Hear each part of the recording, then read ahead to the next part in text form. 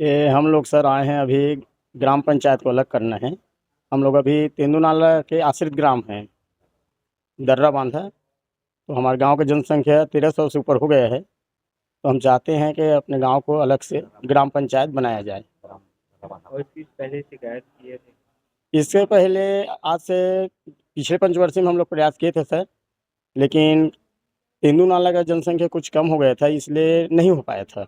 तो इस बार वहाँ भी मेकअप हो गए हैं। तो कलेक्टर साहब को दिए तो कलेक्टर साहब का क्या वो जांच के लिए भेज रहा हूँ बोला है सर। नाम बता? रमेश कुमार साहू, दर्रा बांधा।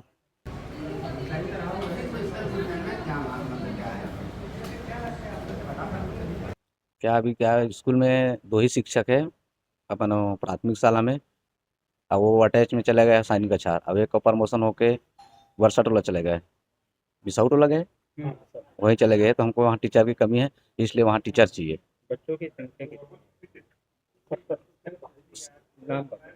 बसंत निषाद।